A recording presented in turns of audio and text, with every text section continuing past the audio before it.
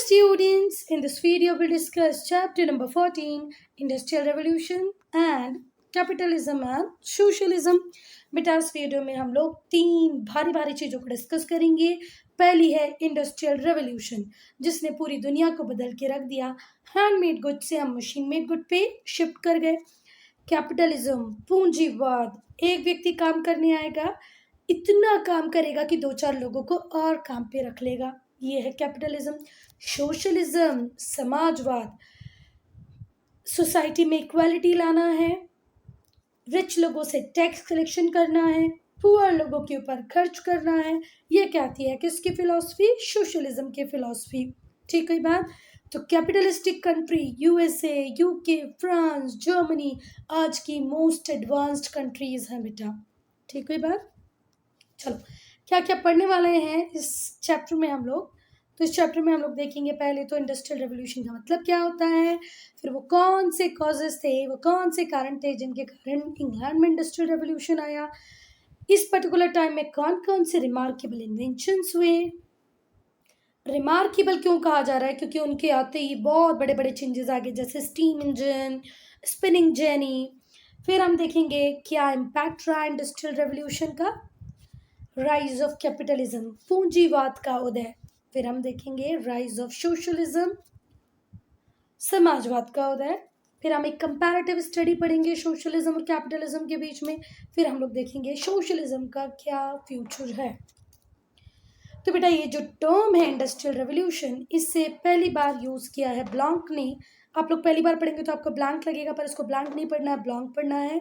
Blank ने 1837 में पहली बार इंडस्ट्रियल रेवोल्यूशन टर्म को यूज किया। अब कौन थे भैया ये ब्लैंक? तो ये ब्लैंक थे फ्रेंच सोशलिस्ट, जिनका मानना था कि भले ही फ्रेंच रेवोल्यूशन हो या इंडस्ट्रियल रेवोल्यूशन हो, ये दोनों ही बहुत पावरफुल मूवमेंट्स रहे हैं, जिन्होंने सोसाइटी में रहने वाले हर व्यक्ति को अफेक्ट किया ही है। किसी को डायरेक्टली अफेक्ट किया होगा, किसी को इनडायरेक्टली अफेक्ट किया होगा, पर अफेक्ट किया ही है। बाद में इसी टर्म को यूज किया है अर्नोल्ड टोयनबी ने। अर्नोल्ड टोयनबी एक इंग्लिश थिंकर थे, राइटर ऑफ रेप्यूट, एक ख्याति प्राप्त राइटर थे, लेखक थे और एक इंग्लिश थिंकर थे। चलो तो इस पैराग्राफ से आपको क्या सीखना है? दो अच्छी बात सीखनी है, वो ये है कि पहली बार किसने इंडस्ट्रियल रेवोल्यूशन टर्म का यूज किया, तो वो किया ब्लैंक ने। कब किया? 1837 में। कौन थे ब्लैंक? तो वो थे फ्रेंच सोशलिस्ट। ठीक हुई बात। जिनका मानना था कि भैया फ्रेंच रेवोल्यूशन हो या इंडस्ट्रियल रेवोल्यूशन हो, ये पावरफुल मूवमेंट्स रही हैं और सच में रही हैं बेटा। बाद में इसका यूज किसने किया है? इस वर्ड का, टर्म को किसने अडॉप्ट कर लिया? अर्नोल्ड टोयनबी ने, जो कि इंग्लिश थिंकर थे और राइटर थे, रेप्यूट मतलब राइटर ऑफ रेप्यूट, बहुत ख्याति प्राप्त लेखक थे। चलो अब टर्म को पहली बार किसने यूज किया वो तो आपको पता चल गया। अब हम देखेंगे कि मतलब क्या है भाई, इंडस्ट्रियल रेवोल्यूशन का मतलब क्या है। ठीक है, तो ये जो वर्ड है ना बेटा इंडस्ट्रियल रेवोल्यूशन, इसका मतलब औद्योगिक क्रांति होता है हिंदी में। तो पहले अब हम दोनों वर्ड को तोड़ लेते हैं। पहले हम रेवोल्यूशन का मीनिंग देखते हैं। तो रेवोल्यूशन क्या होता है बच्चा? Sudden and quite shift. Sudden and quite shift. तो बच्चा सडन का मतलब क्या होता है? अचानक। अचानक और बहुत तेजी से आए बदलावों को ही हम क्या कहते हैं? क्रांति, रेवोल्यूशन। रेवोल्यूशन का मतलब यह है sudden and quite Swift. Sudden मतलब होता है अचानक, स्विफ्ट मतलब होता है तेजी से। अचानक से आए हुए बदलावों को ही हम क्या कहते हैं? रिवॉल्यूशन। अच्छा बेटा इंडस्ट्रियल रेवोल्यूशन इतना भी सडन नहीं था, पर रैपिड इनफ था। मतलब ऐसा नहीं हो कि आज हम रात में सोए और सुबह उठे तो चारों तरफ इंडस्ट्रीज हो गई, ऐसा नहीं था। इतना सडन भी नहीं था, पर रैपिड तो था ही था। जो इंडस्ट्रियल रेवोल्यूशन है, द इंडस्ट्रियल रेवोल्यूशन शायद जवाहरलाल नेहरू ने कहा है इंडस्ट्रियल रेवोल्यूशन के लिए। तो भाई हमारे पंडित जवाहरलाल नेहरू कहते हैं इंडस्ट्रियल रेवोल्यूशन के लिए कि यहाँ से मशीन एज, मैकेनिकल एज की शुरुआत होती है। ऑफ कोर्स इसके पहले भी मशीनें थीं, नो डाउट पहले मशीनें थीं, पर कोई भी इतनी बड़ी मशीन नहीं थी। तो हमारे पंडित जवाहरलाल नेहरू कहते हैं यहाँ से मैकेनिकल एज की शुरुआत होती है, मशीन एज की शुरुआत होती है ना। मशीन पहले भी हमारे पास थी, ऑफ कोर्स थी, पर वो इतनी बड़ी नहीं थी। तो जो इंडस्ट्रियल रेवोल्यूशन है वो कहाँ पर बिगेन हुआ बेटा? इंग्लैंड में बिगेन हुआ। कब? 1758 में। इंडस्ट्रियल रेवोल्यूशन की शुरुआत हुई 1758 में, कहाँ पर? इंग्लैंड में। इन लेस देन 100 ईयर पर 100 से भी कम सालों में ये मानव जीवन में बहुत सारे चेंजेस लेके आई, रिवॉल्यूशनरी चेंजेस, क्रांतिकारी परिवर्तन लेके आई। देखो, इंडस्ट्रियल रेवोल्यूशन की शुरुआत इंग्लैंड में हुई, कब हुई? 1750 में। इसके बाद से विद इन 100 ईयर, 100 साल के पहले ही इसने हमारे जीवन को पूरी तरह चेंज करके रख दिया। It resulted in revolutionary changes in all walk of life, भले वो चलने का सिस्टम हो, गाड़ियाँ यूज़ करने का सिस्टम हो, किसी प्रोडक्ट को यूज़ करना हो, खाना हो, पीना हो, सबको पूरी तरह चेंज करके रख दिया। अब एडवांटेजेस जो थे मशीन मेड प्रोडक्शन के, वो बहुत थे। गुड्स को लार्ज क्वांटिटीज़ में प्रोड्यूस किया जा सकता था। बच्चा, ह्यूमन की कैपेसिटी लिमिटेड होती है, मशीन थकती नहीं है, फटाफट फटाफट धड़ धड़ काम करती जाती हैं। तो हम कह सकते हैं कि भाई जो एडवांटेज थे मशीन मेड प्रोडक्शन के, वो ये थे, पहला कि अब हम गुड्स को बहुत बड़ी क्वांटिटी में प्रोड्यूस कर सकते हैं। ठीक है, इस वजह से बहुत सारे गुड्स और सर्विसेज जो पहले लोगों की रीच में नहीं थे, सिर्फ कुछ लोग ही उन तक पहुंच पाते थे, अब वो सब के पास पहुंच जाएंगे और मिलियंस ऑफ पीपल उसको एंजॉय करेंगे। पर ये जो नया सिस्टम था प्रोडक्शन का, इसे हम कहते हैं फैक्ट्री सिस्टम। इसके बैड इफेक्ट्स भी थे। कैसे? देखो, अब हम कैपिटलिस्टिक सोसाइटी में एंट्री करने वाले थे, जहाँ पर जो कैपिटलिस्टिक लोग थे, मतलब पूंजीवादी लोग, जो फैक्ट्रीज को ओपन अप करते थे, वो लार्ज प्रॉफिट को एंजॉय करते थे। ठीक है, और इन्हें अगर लार्ज प्रॉफिट बनाना है तो इन्हें एक्सप्लॉइट करना पड़ेगा, किसको? वर्किंग क्लास को। मैं आज अगर सोचती हूँ एक दुकान है मेरी, उसमें मुझे मैक्सिमम प्रॉफिट हो, और अगर मैं सोचती जाऊँ कि जितने भी वर्कर्स मैंने रखे उन्हें भी बहुत अच्छी सैलरी दूँ, तो अब इससे बात है मेरे प्रॉफिट उतने नहीं होंगे। तो मैं चाहूँगी ये जो वर्कर मैंने रख रखे हैं उन्हें कम से कम सैलरी दूँ, तभी तो ज़्यादा से ज़्यादा प्रॉफिट मेरा बनेगा। तो बच्चा, ये जो नया सिस्टम था, हाँ, प्रोडक्शन का, ये था फैक्ट्री सिस्टम। पर फैक्ट्री सिस्टम के कुछ बैड इफेक्ट्स भी थे। पहला, in the broader context of society, society के कॉन्टेक्स्ट में इसके बहुत सारे बैड इफेक्ट थे। जो कैपिटलिस्ट थे वो बहुत ही एनेक्शियस थे कि उन्हें ज़्यादा से ज़्यादा प्रॉफिट मिले, और ज़्यादा से ज़्यादा मतलब जितना संभव हो सके उतना ज़्यादा, इसके लिए इन्होंने किसको एक्सप्लॉइट करना चालू कर दिया? वर्किंग क्लास को।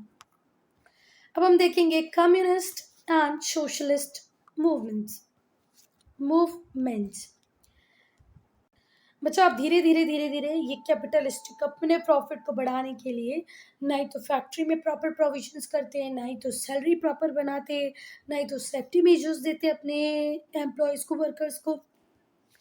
तो भाई कुछ लोग आगे आए जिन्होंने कहा कि नहीं, वर्किंग कंडीशन फैक्ट्रीज में इम्प्रूव होनी चाहिए। उसके लिए उन्होंने बहुत एफर्ट किए, और इसकी वजह से एनेक्टमेंट हुआ फैक्ट्री एक्ट का। फैक्ट्री एक्ट आ गया। फैक्ट्री एक्ट क्यों आया बच्चा? कि भैया जो वर्किंग कंडीशन है लोगों की, वो थोड़ी सी इम्प्रूव होनी चाहिए। These acts limit the hours of work, कितने घंटे काम करना है, ये इस फैक्ट्री एक्ट के अंतर्गत डिसाइड हो गया। पहले तो 14-14, 15-15 घंटे काम कराए जाते थे, अब 10 से 12 घंटे काम करने की हिदायत दी गई। और 10 से 12 से भी ये किस पे आएंगे? 8 आवर्स से, कि भाई 8 घंटे से ज़्यादा आप किसी से काम नहीं करवा सकते। These acts limited the hours of work for children and women in factories, और औरतों और बच्चों का जो काम करने का टाइम था वो थोड़ा सा कम हो गया फैक्ट्री एक्ट के आने के बाद। देखो, फैक्ट्रीज में, माइंस में जो औरतें और जो बच्चे काम कर रहे थे, उनकी वर्किंग आवर को कम कर दिया गया फैक्ट्री एक्ट के through. But there had not been enough of improvement in kind of life of worker hard to lead. पर बेटा, इस फैक्ट्री एक्ट के थ्रू हम वर्कर्स की लाइफ में बहुत ज़्यादा इम्प्रूवमेंट नहीं ला पाए। जिस तरीके से वो रह रहे थे, उनकी कंडीशन थोड़ी सी खराब ही थी। पर ठीक है, धीरे से टाइम कम हुआ, बाकी चीज़ें भी सुधरेंगी। The agitation of the working class, ये जो एजिटेशन बोले तो गुस्सा, उत्तेजना, ये जो वर्किंग क्लास के बीच में थी, इसी से क्या आएगा बच्चा? कम्युनिस्ट। ठीक है, मेरी बात सुनो।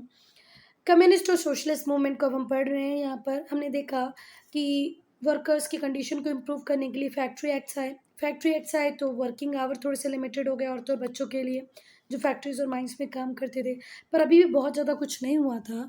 वर्कर्स अभी भी बहुत सफ़र कर रहे थे। तो जो वर्कर्स के बीच में जो एजिटेशन था, जो गुस्सा था, उत्तेजना था, नाराज़गी थी, वो बढ़ती गई और यहीं से कम्युनिस्ट एंड सोशलिस्ट मूवमेंट आएंगे। कब? 20th सेंचुरी में। 20th सेंचुरी वो पीरियड है जो 1901 से स्टार्ट होके 2000 पे ख़त्म होगा। 20th सेंचुरी में बहुत सारी कम्युनिस्ट मूवमेंट, सोशलिस्ट मूवमेंट होने लगी for the improvement of workers condition. अब हम कॉजेस पढ़ेंगे बच्चा कि वो क्या कारण थे जिनकी वजह से इंडस्ट्रियल रेवोल्यूशन इंग्लैंड में आया। तो जो इंडस्ट्रियल रेवोल्यूशन है बेटा वो इंग्लैंड में आया, मतलब जो शुरुआत है इंडस्ट्रियल रेवोल्यूशन की वो कहाँ से हुई? इंग्लैंड से हुई। It was only after 50 year or so that it appeared in United States, और फिर लगभग 50 सालों के अंतर में ही हमें यूनाइटेड स्टेट्स में भी इंडस्ट्रियल रेवोल्यूशन देखने को मिला, दूसरी कंट्रीज़ में भी देखने को मिला, पर शुरुआत तो इंग्लैंड में ही हुई। इंडस्ट्रियल रेवोल्यूशन शुरू हुआ इंग्लैंड में और उसके 50 सालों बाद ही ये हमें यूनाइटेड स्टेट्स और दूसरी कंट्री में भी देखने को मिला। बहुत सारे रीजंस थे इसके, तो हम वन बाय वन रीजन पढ़ेंगे कि क्यों इंडस्ट्रियल रेवोल्यूशन पहले इंग्लैंड। अब हम पढ़ेंगे बच्चा एनक्लोजर मूवमेंट को। तो एनक्लोजर मूवमेंट में हम लोग देखेंगे कि ऐसा क्या हुआ इंग्लैंड में कि बहुत सस्ते में लेबर, चीप लेबर मिलने लग गई। देखो हुआ क्या, अर्ली 18th सेंचुरी में जो ज़मीनें थी इंग्लैंड में वो कॉमन फार्मिंग होती थी उनके ऊपर। In the early years of 18th century के अर्ली ईयर्स में लैंड फार्मिंग जो थी इंग्लैंड में वो कॉमन होती थी। हर विलेज के 3 से 4 फील्ड होते थे, उसमें हर हाउस होल्ड का कुछ ना कुछ एकड़ की स्ट्राइप होती थी। जो बिग लैंडलॉर्ड से जिनके पास पैसा था भैया, तो वो फार्म मशीनरी को खरीदने के ऊपर खर्च कर सकते थे, पर वो चाहते थे कि जो लैंड होल्डिंग है वो कंसोलिडेट हो जाए, इकट्ठी हो जाए। फिर से ध्यान से सुनो, अर्ली 18th सेंचुरी में जो लैंड फार्मिंग थी इंग्लैंड में वो कॉमन होती थी। इतनी बातें सुन नहीं, हर विलेज के पास दो या तीन बड़ी बड़ी फील्ड्स होती थी। हर हाउस होल्ड का उसमें कुछ सर्टेन नंबर ऑफ एकड़ स्ट्राइप्स होती थी, मतलब हर हाउस होल्ड का कुछ एकड़ का प्लॉट होगा, उसमें प्लॉट क्या होगा, ज़मीन होगी। तो जो बिग लैंडलॉर्ड से जिनके पास पैसा था भैया कि जो फार्म मशीनरी खरीद सकते हैं, वो चाहते थे कि कंसोलिडेट हो जाए इनकी लैंड होल्डिंग्स। तो एक्ट पास किया पार्लियामेंट ने कि आप अपने आस पड़ोस के लोगों की ज़मीनें खरीद सकते हो। The act of parliament enabled them to buy the land of their neighbour. Their enclosed farm was surrounded by walls, और इनका जो एरिया धीरे धीरे करके इन्होंने बढ़ाया, उसके आसपास इन्होंने फेंसिंग लगवा ली, बड़ी बड़ी दीवारें बनवा ली जो इन्हें दूसरे के फार्म से सेपरेट करती थी। ऑब्वियस सी बात है, मैं अपनी ज़मीन को अगर बढ़ा रही हूँ तो मैं चाहूँगी कि भैया उसकी सेफ्टी के लिए मैंने चारों तरफ बाउंड्री वॉल बनवा ली और दूसरों के फार्म से मैं सेपरेट हो गई, यहाँ बड़ी बड़ी दीवारें बना ली है मैंने, अब कोई भी इस दीवार के अंदर आएगा नहीं। जो स्मॉल फार्मर्स थे जिन्होंने अपनी ज़मीनें बेची, अब वो तो क्या बन गए, लैंडलेस लेबर बन गए, है ना। देखो एनक्लोजर मूवमेंट आया, पार्लियामेंट ने परमिशन दे दी कि आप आपके आस पड़ोस की ज़मीनें खरीद सकते हो। अब ज़मीनें तो खरीद सकते हो तो किससे खरीदेंगे, हमने स्मॉल फार्मर से ज़मीनें खरीद ली। अब स्मॉल फार्मर अपनी ज़मीनें बेच दी तो वो क्या बन गए, लैंडलेस लेबर्स। इसमें से बहुत सारे लेबर माइग्रेट करके सिटीज़ में आकर फैक्ट्री में काम करने लगे, तो वर्कर्स की कोई शॉर्टेज ही नहीं हुई। न्यूली ग्रोन इंडस्ट्रियल टाउन में जो नए नए इंडस्ट्रियल टाउन बने थे उनमें कभी भी लेबर की कमी नहीं आई बिकॉज ऑफ एनक्लोजर मूवमेंट, क्योंकि एक एक्ट पास हुआ जिसके थ्रू राइट्स मिल गए कि भैया आप आस पड़ोस की ज़मीनें खरीद सकते हो। ज़मीनें बेचने वाले छोटे फार्मर थे, उन्होंने बेची और खुद बन गए लैंडलेस फार्मर, शहरों में आ गए और काम करने लग गए, तो यहाँ से मिली cheap labour. Availability of coal and iron.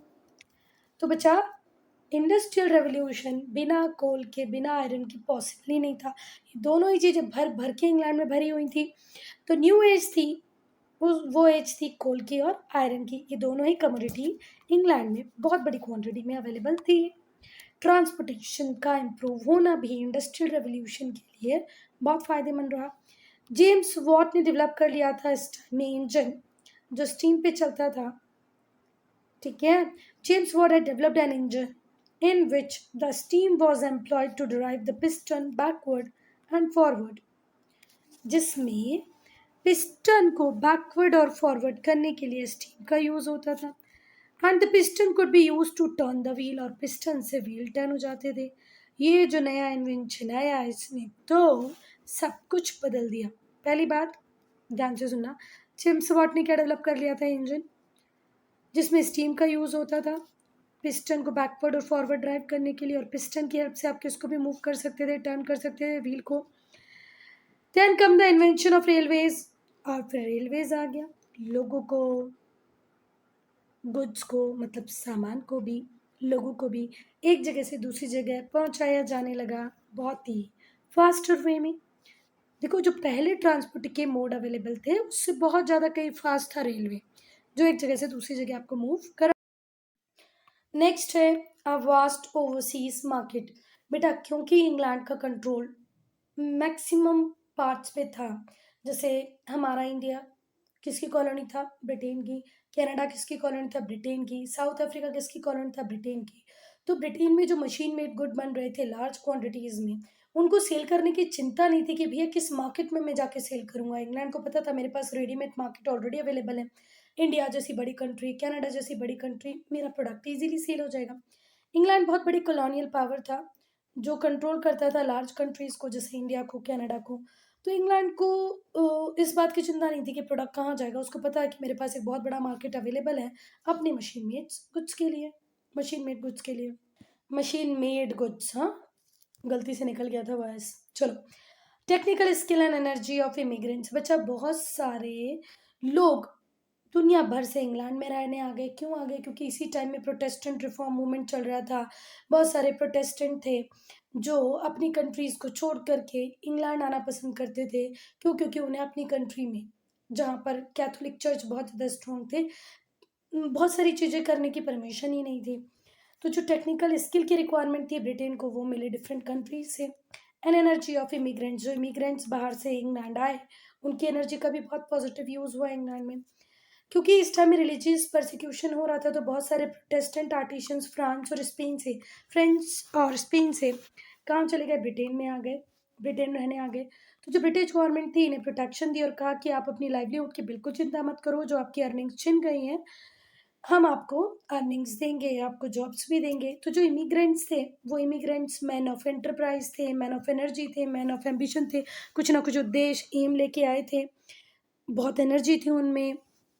तो इन लोगों ने भी इंग्लैंड को, the great England, modern England बनाने में हेल्प की। इन्होंने बहुत मेहनत की बच्चा, और इनके टेक्निकल स्किल की वजह से, दूसरे बच्चे उसकी वजह से, इन लोगों ने लंबे टाइम तक इंग्लैंड को इंडस्ट्रियलाइज करने में बहुत हेल्प की। Their technical skill and other virtues went a long way to industrialize England. अब एक और बहुत बड़ा कारण था बच्चा, वो था stable system of government. Glorious revolution हो गए थे इंग्लैंड में कब? 17th सेंचुरी में। 17th सेंचुरी वो पीरियड है जो 1601 से स्टार्ट होके 1700 पे ख़त्म होता है। तो इस बीच में जो 1688 वाला जो ईयर था, इस ईयर में ब्रिटेन जो था वो कॉन्स्टिट्यूशनल मोनार्की बन चुका था। कॉन्स्टिट्यूशनल मोनार्की बन चुका था, मतलब मोनार्की थी, साथ ही साथ कॉन्स्टिट्यूशन भी था। जिसे हम मोनार्की कहते हैं वो मोनार्की भी थी, साथ ही साथ कॉन्स्टिट्यूशन भी था। तो क्या हुआ था यहाँ पर 17th सेंचुरी में? यहाँ पर हुए थे 17th सेंचुरी में ग्लोरियस रेवोल्यूशन। 17th सेंचुरी में इंग्लैंड में हुए ग्लोरियस रेवोल्यूशन, जिसकी वजह से यहाँ पर बनी कॉन्स्टिट्यूशनल गवर्नमेंट। इंग्लैंड में बन गई कॉन्स्टिट्यूशनल गवर्नमेंट, और जो गवर्नमेंट थी वो बिल्कुल भी फ्यूडल क्लासेस के कंट्रोल में नहीं थी। अब फ्यूडल क्लासेस के कंट्रोल में नहीं थी तो जो ट्रेडर्स थे, मैन्युफैक्चरर थे, उन्हें बढ़िया से मौका मिला कि वो अपने बिजनेस को एक्सपांड कर पाएँ। तो इन लोगों ने बिजनेस को एक्सपांड किया, बहुत प्रॉफिट बनाया, जिसकी वजह से इनके पास इतना पैसा रहा कि ये नई मशीन्स में इन्वेस्ट कर पाए। They have huge amount of money to invest into new machinery. Inventive qualities of the people, England में जो लोग रह रहे थे उनकी बहुत ही इन्वेंटिव क्वालिटीज थी। न्यू अपॉर्चुनिटीज आने लगी हर डायरेक्शन में। तो जो इंग्लिश माइंड थे उन्होंने भी फुल्ली रिस्पॉन्ड किया अपकमिंग चैलेंजेस को के लिए। देखो, इंग्लैंड में इंडस्ट्रियल रेवोल्यूशन आ गया, लोगों को जॉब अपॉर्चुनिटीज मिलने लगी, बहुत सारी न्यू अपॉर्चुनिटीज़ क्रिएट हो गई, तो अब लोग सोच रहे थे क्यों ना हम भी कुछ ना कुछ कंट्रीब्यूट करें। तो उस पर्टिकुलर टाइम में जितनी भी चैलेंजेस आने वाले थे उनको प्रॉपर्ली रिस्पॉन्ड करने के लिए इंग्लिश माइंड ने काम करना चालू कर दिया। रिमार्केबल इन्वेंशन हुए बहुत सारी फील्ड में, फार्मिंग की फील्ड में, स्पिनिंग की फील्ड में सीड ड्रिल जैसी मशीनें आने लगी फार्मिंग में, स्पिनिंग जानी आगे स्पिनिंग के लिए, वीविंग में भी बहुत ज़्यादा काम हुआ। लोकोमोटिव्स मतलब इंजन आने लग गए, steam engine. Now remarkable inventions, देखो ये जो बड़ी बड़ी मशीनें आई इंग्लिश मैन के दिमाग करने से, उनकी इन्वेंटिव पावर से, इन्होंने बहुत ज़्यादा क्वांटिटी में प्रोडक्शन किया कमोडिटीज़ का बहुत ही कम टाइम में। ये पहली जो मशीन है क्या है बच्चा? Arkwright improved spinning machine. ये आर्कराइट की स्पिनिंग मशीन है जो कब आई? 1775 में। आर्कराइट की स्पिनिंग मशीन कब आई? 1775 में। आर्कराइट ने इम्प्रूव किया उस मशीन को जो ऑलरेडी हारग्रीव्स बना चुके थे। Arkwright improve the machine invented by Hargreaves. He invented a machine operated by water power. इन्होंने वो मशीन बनाई जो वाटर पावर से चलती थी, विच मेड स्ट्रॉन्गर थ्रेड्स, जो मजबूत धागे बनाती थी। तो पूछा जाएगा जेम्स हारग्रीवर ने क्या किया? तो जेम्स हारग्रीवर ने भी स्पिनिंग मशीन बनाई थी, पर उसको और ज़्यादा एडवांस्ड इम्प्रूव बनाया आर्कराइट ने। कब आ गई थी मशीन? 1775 में। ये वाटर पावर से चलती थी और बहुत स्ट्रॉन्ग थ्रेड बनाती थी। बेटा ये जेम्स हारग्रीवर की स्पिनिंग जेनी थी जिसको आर्कराइट ने बाद में थोड़ा और डेवलप किया। 1767 में लंकशायर के जो वीवर थे जिनका नाम था जेम्स हारग्रीवर, उन्होंने एक मशीन बनाई जिसे स्पिनिंग जेनी कहा। It could spin 8 threads at a time. ये एक बार में 8 थ्रेड को स्पिन कर सकती थी। फिर से ध्यान से सुनना, 1767 में लैंकशायर के एक वीवर जिनका नाम था जेम्स हारग्रीवर, उन्होंने एक मशीन बनाई जिसका नाम था स्पिनिंग जेनी। ये मशीन 8 थ्रेड को एक बार में 8 थ्रेड को स्पिन कर सकती थी। It could spin 8 threads at a time instead of 1 thread of old fashioned spinning wheel. Spinning wheel पे बच्चा एक ही थ्रेड बन सकता है एक टाइम में। तो जो जेम्स हारग्रीवर की स्पिनिंग जेनी थी उसमें 8 थ्रेड एक टाइम में बनते थे। Yarn spun on jenny was not very strong, पर जो यार्न जेनी पे बनता था वो बहुत ज़्यादा स्ट्रॉन्ग नहीं था।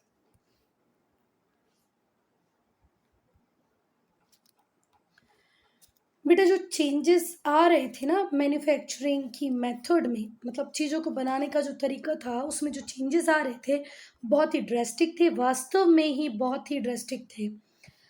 एंड हैंस वर्दी फॉर द टाइटल रेवोल्यूशन, और इसीलिए इन्हें किसका टाइटल दिया गया? रेवोल्यूशन का टाइटल दिया गया। फिर से ध्यान से सुनो, किसी भी चीज़ को बनाने का जो तरीका था वो इस तेजी से बदल रहा था कि इसे हमने क्या कहा? रेवोल्यूशन। मोस्ट इम्पॉर्टेंट था इनमें इन्वेंशन जो किसका था? हारग्रीवर की स्पिनिंग जेनी। आर्कराइट ने इसे इम्प्रूव कर दिया और अच्छी मशीन बना दिया। विटनीज कॉटन गिन, फिर विटनीज की कॉटन गिन मशीन आ गई। जेम्स वॉट का स्टीम इंजन आ गया। रेलवेज, टेलीग्राफ, पोस्टल सिस्टम, मतलब ये कुछ ऐसी चीज़ें थी जिन्होंने इंडस्ट्रियल रेवोल्यूशन के प्रोसेस को बिल्कुल ही हाइट दे दी, मतलब बिल्कुल ड्रास्टिकली चेंज कर दिया। रिवोल्यूशन का टाइटल इन चेंजेस को मिला है क्यों? क्योंकि इस टाइम में बहुत इंपॉर्टेंट इन्वेंशन है। हारग्रीवर्स की स्प्रिंग जेनी मशीन आई, आर्कराइट ने उसी को इम्प्रूव कर दिया। विटनी की कॉटन गिन आई, जेम्स वॉट का स्टीम इंजन आ गया, रेलवेज आ गई, टेलीग्राफ, पोस्टल सिस्टम। 1785 में बच्चा कार्टराइट ने इन्वेंट किया पावरलूम को। ये जो मशीन थी ये बुलक्स और हॉर्सेस के थ्रू चलती थी, बाद में वाटर पावर का यूज़ करने लग गए इसको चलाने के लिए। 1785 में कार्टराइट ने पावरलूम बनाया। ये है पावरलूम जो कार्टराइट ने बनाया था। ये जो पावरलूम था ये पहले बुलक्स और हॉर्स पावर पे चलता था, बाद में बुलक्स और हॉर्सेस की पावर पे चलता था, ये लोग रन करते थे उनको, पर बाद में ये वाटर से ऑपरेट होने लगा। Since factories were being set up along reverse, क्योंकि नदियों के किनारे फैक्ट्रीज बनाई जाती थी तो वाटर प्लांट में अवेलेबल था, मशीन इजीली ऑपरेट हो जाती थी। समझ में आ गई बात? 1785 में किसने बनाया? कार्ट आर्कराइट ने। क्या बनाया? पावरलूम। पहले शुरुआत में किससे चलता था? बुलक्स और हॉर्सेस पे चलता था, बाद में ये पानी पे चलने लग गया। पिक्चर बेस्ड क्वेश्चन आज बहुत इंपॉर्टेंट हो गए हैं पढ़ना बच्चा। तो ये कौन है? ये हैं जेम्स वॉट, 1736 से 1819 तक रहे, जिन्होंने स्टीम इंजन को इम्प्रूव किया, an improver of steam engine. Cotton हो, वूल हो, आयरन हो, ये इंग्लैंड की प्रोमिनेंट बहुत इंपॉर्टेंट इंडस्ट्रीज बन गई। जेम्स वॉट ने इंजन बनाया जो किस पे चलता था? स्टीम प्रेशर पे चलता था, स्टीम पावर पे चलता था, जिसे कंट्रोल करते थे valve. Piston cylinder of James Watt engine begin to be made in cast iron. Cast iron से बने पिस्टन सिलेंडर से बना था स्टीम इंजन जो बनाए थे जेम्स वॉट ने। लेटर गिडर्स, बाद में गिडर्स बनने लग गए, जिनसे आयरन ब्रिजेस और फैक्ट्रीज वगैरह बनने लग गई। अब बेटा ये हैं रेलवे पायोनियर जॉर्ज स्टेफेंसन, जिन्होंने बनाया, जो किसके साथ है? स्टीम इंजन के साथ है, जिसका नाम था रॉकेट, जो 1829 में बना। फिर से ध्यान से सुनो, ये रेलवे पायोनियर है, रेलवे की शुरुआत करने वाले, मतलब कौन? George Stephenson. इनका जो इमेज है वो स्टीम इंजन के साथ दिया गया है, जिसे रॉकेट नाम दिया गया था, और जो 1829 में बना। जॉर्ज स्टेफेंसन को फादर ऑफ रेलवे सिस्टम कहा जाता है। जो पहली लाइन रेलवे लाइन आई वो स्टॉकटन टू डॉलिंगटन आई, ये एक कोलरी लाइन थी। 1825 में ये ओपन हुई। फिर रेलवे आई जो पैसेंजर्स को कैरी कर सकती थी, वो लिवरपूल टू मैनचेस्टर चली। कब ओपन हुई? 1830 में। 1838 में पैसेंजर स्टीमर आ गए जो अटलांटिक को क्रॉस करते थे अनसपोर्टेड बाय सेल्स। तो यहाँ पे बहुत इंपॉर्टेंट इन्फॉर्मेशन है 1 मार्क क्वेश्चन के लिए कि फर्स्ट रेलवे कहाँ से कहाँ तक था? तो स्टॉकटन टू डार्लिंगटन था। कैसे था? ये कोलरी लाइन था। कब ओपन हुआ? 1825 में ओपन हुआ। पैसेंजर को लेके कब गई रेल पहली बार? तो वो लिवरपूल टू मैनचेस्टर 1830 में ओपन हुई। 1838 में भैया स्टीमर बन गए जो अटलांटिक क्रॉस करा सकते थे। इंग्लैंड में जो रेलवेज थी वो स्प्रेड हुई, इंग्लैंड से फिर दूसरी कंट्रीज में भी गई। England railways spread to other countries, America, France, Germany, India. 1880s में जो इंडस्ट्रियल रेवोल्यूशन था वो फुल स्विंग में था फ्रांस में। जर्मनी में फर्स्ट रेलवे लाइन बिछी ड्रेज्डन टू लिप्जिग, ये ओपन कब हो गई थी? 1839 में। तो ध्यान रखो 1880s में इंडस्ट्रियल रेवोल्यूशन फुल स्विंग में था फ्रांस में। जर्मनी में पहली रेलवे लाइन ड्रेज्डन टू लिप्जिग टली, कब ओपन हुई? 1839 में। 1880s तक इम्प्रूव्ड ट्रांसपोर्टेशन नेटवर्क आ गया था, स्पेशली किसका? रेलवे लाइंस का। नेट अमेरिकन टुगेदर, और इसने अमेरिकन को साथ में ले आया। Now impact of the industrial revolution, rise of capitalism. पूंजीवाद का उदय कैसे होता है और इंडस्ट्रियल रेवोल्यूशन का क्या इम्पैक्ट रहा वो हम पढ़ेंगे। तो बेटा जब इंडस्ट्रियलिज्म आया तो हमें बहुत सारे पैसे की रिक्वायरमेंट आई, बहुत सारे एसेट्स की रिक्वायरमेंट आई फैक्ट्री प्रोडक्शन को स्टार्ट करने के लिए। देखो फैक्ट्री में होती है मशीन्स, वहाँ काम करती है लेबर, फैक्ट्री बनाने के लिए चाहिए ज़मीन, तो इन सब के लिए क्या चाहिए? बहुत सारा पैसा। पैसा और आपकी लैंड, बिल्डिंग, मशीनरी क्या होगी? आपके एसेट। तो इसे ही क्या कहा गया? Industrial capital. ये जो फ्रेज है कैपिटलिस्टिक सिस्टम, ये किसके लिए यूज़ होता है? ये जो फ्रेज है बच्चा कैपिटलिस्टिक सिस्टम, ये यूज़ होता है इकोनॉमिक सिस्टम के लिए जहाँ पर बिजनेस इंडस्ट्रीज ओन करेंगे प्राइवेट इंडिविजुअल्स। मतलब बिजनेस का कंट्रोल, इंडस्ट्रीज का कंट्रोल प्राइवेट इंडिविजुअल्स के पास होगा, तभी उसी सिस्टम को हम कैपिटलिस्टिक सिस्टम कहेंगे। अगर बिजनेस और इंडस्ट्रीज का कंट्रोल स्टेट के हाथ में हो, गवर्नमेंट के हाथ में हो, राजा के हाथ में हो, तो वो कभी भी कैपिटलिस्ट सिस्टम नहीं कहलाएगा। Capitalist system is that system where businesses and industries controlled by whom? Private individuals। जो वर्कर्स होंगे इस सिस्टम में डू नॉट ओन एनीथिंग, उनके पास खुद का कुछ नहीं होगा। वर्कर्स मतलब आप किसी के यहाँ काम करने जा रहे हो, है ना, मजदूर हो, तो वर्कर्स का इस सिस्टम में कुछ भी नहीं होगा। सिर्फ ये मजदूरी के लिए, वेज मतलब होता है मजदूरी। जब आप दिन भर काम करते हो आपको शाम को जो पैसा मिलता है उसे कहते हैं मजदूरी। मजदूरी के लिए काम किया करते थे। Now main features of capitalism. अब हम कैपिटलिज्म के कैरेक्टरिस्टिक्स पढ़ेंगे, उसके मेन फीचर्स को पढ़ेंगे। तो ये जो कैपिटलिस्ट सिस्टम था ये बिगेन हुआ बच्चा कब? 1850s onward. 1850 onward capitalist system emerge होने लग गया था। हम लोगों ने पहले भी बात की है कि भाई इंग्लैंड वो कंट्री थी जिसमें पहले पहले इंडस्ट्रियल रेवोल्यूशन आया, फिर बाद में यूनाइटेड स्टेट्स में देखा गया, फिर यूरोप की डिफरेंट कंट्रीज़ में देखा गया। तो ऐसा ही होगा कैपिटलिस्ट सिस्टम के साथ भी कि पहले इंग्लैंड से यूनाइटेड स्टेट्स और फिर दूसरी कंट्रीज जाएगा। इन फीचर थे इसके, गुड्स हैव मार्केट वैल्यू। बेटा पहले जो फ्यूडल सिस्टम चलता था, जब गुड्स को प्रोड्यूस किया जाता था सिर्फ लोकल कंजम्पशन के लिए, तो ऐसा कोई इंसेंटिव ही नहीं था किसी के पास, मतलब कोई ऐसा सोचता ही नहीं था व्यक्ति कि मैं ज़्यादा से ज़्यादा प्रोड्यूस करूँ, प्रोडक्शन के मीन्स को इम्प्रूव करूँ, है ना, सो दैट मेरा प्रॉफिट बढ़ जाए। ऐसा था ही नहीं, आपको सिर्फ लोकल नीड्स को पूरा करना है तो आप लोकल कंजम्पशन के लिए गुड को प्रोड्यूस करते हो। पर जब कैपिटलिस्ट सिस्टम आया तो गुड्स प्रोड्यूस होने लगे, क्यों? क्योंकि उनकी सबकी मार्केट वैल्यू थी। फिर से ध्यान से सुनो, गुड्स हैव मार्केट वैल्यू। जो फ्यूडल सिस्टम था बच्चा, तो गुड्स को प्रोड्यूस किया जाता था सिर्फ लोकल कंजम्पशन के लिए, इसीलिए जो प्रोड्यूसर्स थे उनके पास कोई इंसेंटिव ही नहीं था कि वो ज़्यादा से ज़्यादा प्रोड्यूस करें by enjoying better means of production. क्यों करना है? ज़्यादा करना ही नहीं है। पर जब कैपिटलिस्ट सिस्टम आया तो गुड को ज़्यादा क्वांटिटी में प्रोड्यूस किया गया, क्योंकि जो भी गुड प्रोड्यूस हो रहा है उसकी कहीं ना कोई मार्केट वैल्यू थी। Wealth is in private hands. जब कैपिटलिज्म का सिस्टम होता है या कैपिटलिस्ट सिस्टम होता है तो भैया जो वेल्थ होती है वो प्राइवेट हैंड्स में होती है, गवर्नमेंट के पास नहीं होती। गवर्नमेंट के पास सिर्फ टैक्स आता है। इस सिस्टम में जो प्रोडक्टिव वेल्थ है वो हमेशा प्राइवेट इंडिविजुअल्स के पास ही होगी। देयरफॉर जो ऑनर्स होंगे वेल्थ के, उनके पास एक्सक्लूसिव राइट होगा to the things that belong to them. अगर मैंने बहुत बड़ी फैक्ट्री इंडस्ट्री ओपन अप की है, उससे मैं करोड़ों रुपए का टर्नओवर ले रही हूँ, तो वो पूरा मेरा होगा। उससे मैं जो एसेट बनाऊंगी, जो पैसा होगा, जो लैंड प्रॉपर्टी मैं खरीदूंगी, वो सिर्फ और सिर्फ मुझे ही बिलोंग करेगी, मेरी ही होगी। देन मार्केट इकॉनमी, जो पूरी की पूरी इकॉनमी थी उसे मार्केट फोर्सेस गवर्न करते थे। Force demand and supply. जो वर्ड डिमांड है वो डिनोट करता है कि कंज्यूमर किस चीज़ को लेना चाहते हैं, कंज्यूमर किस चीज़ को कंज्यूम करना चाहते हैं। सप्लाई वो क्वांटिटी दिखाती है जहाँ पर जो प्रोड्यूसर है वो प्रोड्यूस कर रहे हैं गुड्स जिसकी मार्केट में डिमांड है। मार्केट इकोनॉमी का मतलब है कि बच्चा पूरा की पूरा मार्केट जो था वो मार्केट फोर्सेस से गवर्न हो रहा था। मार्केट की जो इकॉनमी थी उसको ड्राइव करने वाले कौन थे? Market forces. मार्केट में दो प्रकार के फोर्सेस काम करें, एक डिमांड और एक सप्लाई।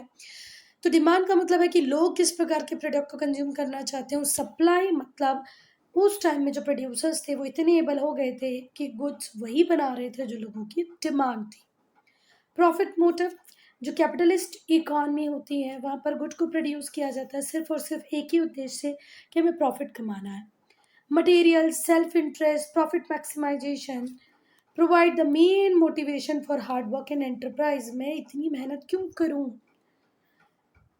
क्योंकि मुझे बहुत प्रॉफिट मिलने वाला है, इसलिए तो बनता है। पर अगर मुझे मेहनत भी करनी है और प्रॉफिट भी नहीं मिलने वाला तो कोई मतलब ही नहीं होता है।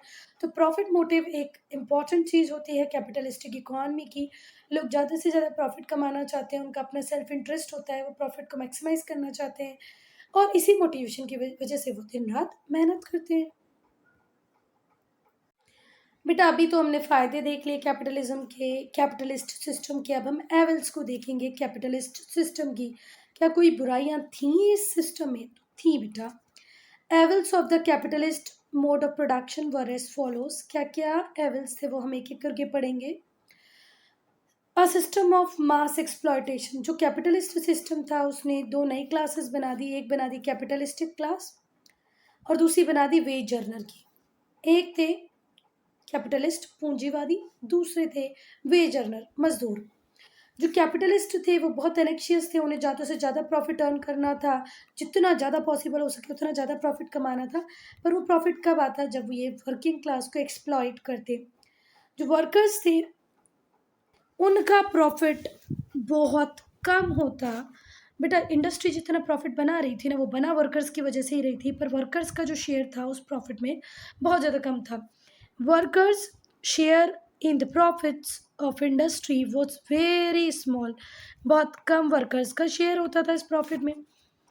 ये बहुत ही टेरेबल होता था सोचने में कि जो औरतें हैं, जो छोटे-छोटे बच्चे हैं, ये भी काम कर रहे हैं लगभग 15 घंटे एक दिन में, with very short interval for food. खाने की छोटी थोड़ी छुट्टी दी जाती थी, मतलब बहुत कम समय दिया जाता था सिर्फ खाना खाने के लिए। पर 15 घंटे काम करना बहुत बड़ी बात होती है बच्चा। आज मैक्सिमम आवर थे, आज है वर्किंग के 8, पहले 15 हुआ करते थे, मतलब एक दिन में व्यक्ति 2 दिन का काम करता था।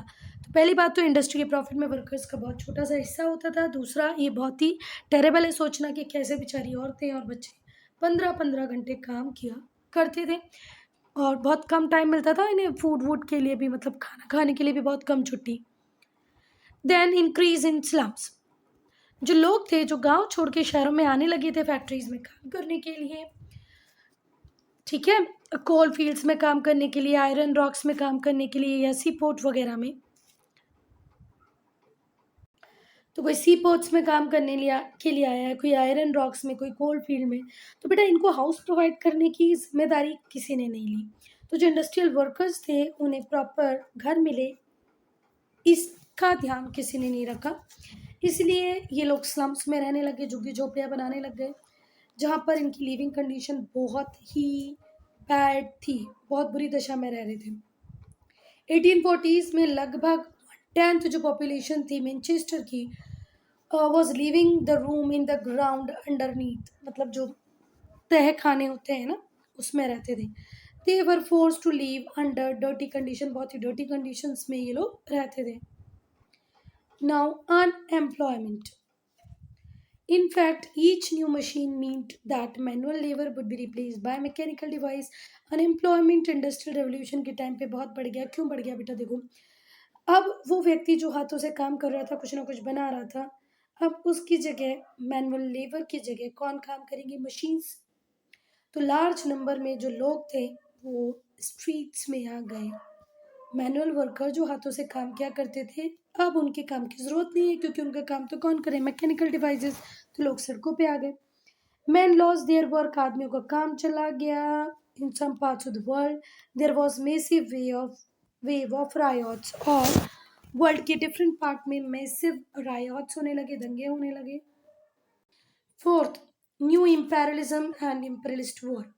हर तरफ डिमांड थी रॉ मटेरियल की, और मार्केट भी चाहिए था अपने मैन्युफैक्चर्ड गुड को सेल करने के लिए। तो स्क्रैम्बल होने लगा वेस्टर्न पार्ट्स के बीच में कि अब मुझे भी न्यू टेरिटरी चाहिए, मुझे भी न्यू टेरिटरीज चाहिए, मुझे भी न्यू टेरिटरीज चाहिए। फ्रांस, इंग्लैंड, जर्मनी, हर स्पेन, पोर्चुगल ये चाहते थे कि भई हमें रॉ मटेरियल आसानी से मिलता रहे, हमारी फैक्ट्रीज़ को, मशीन्स को फीड कराने के लिए, साथ ही साथ जो फिनिश प्रोडक्ट बने उसके लिए रेडी मार्केट भी मिल जाए।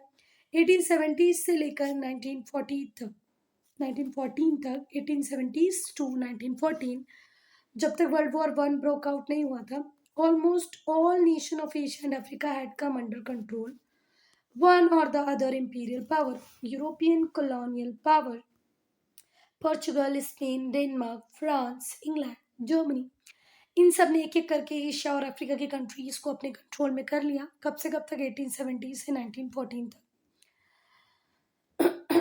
1914 में वर्ल्ड वॉर वन चालू हो गया था। England with her possessions of India and her sea power had superior position in this respect. England का पोजीशन था इंडिया के ऊपर, इंडिया की पॉपुलेशन शुरू से अच्छी रही है, नेचुरल रिसोर्सेज हमारे पास सारे हैं, रॉ मटेरियल हमारे पास सारा था जो इंग्लैंड को चाहिए था, इसकी सी पावर भी ज़्यादा अच्छी थी, तो सुप्रीम पोजीशन किसकी रही? इंग्लैंड की रही।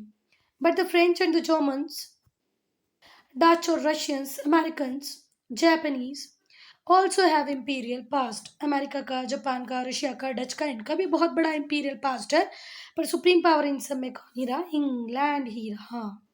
चलो, वॉर नेसेसरी हो गए।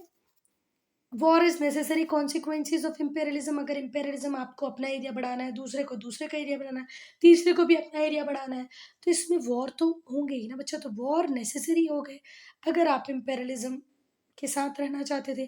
तो जो इम्पीरियल पावर्स थी उन्होंने बड़ी बड़ी आर्मीज मेंटेन करना चालू कर दी, partly because of fear of native revolt ना हो जाए इसके डर से इन्होंने आर्मी रख ली, पार्टली इन्हें डर था कि राइवलरी किसी रिच कंट्रीज से अगर इनकी हो गई और उस टाइम हमारे पास वेपन्स नहीं रहे तो हम क्या करेंगे, तो बेटर है हम अभी से आर्मी मेंटेन करें।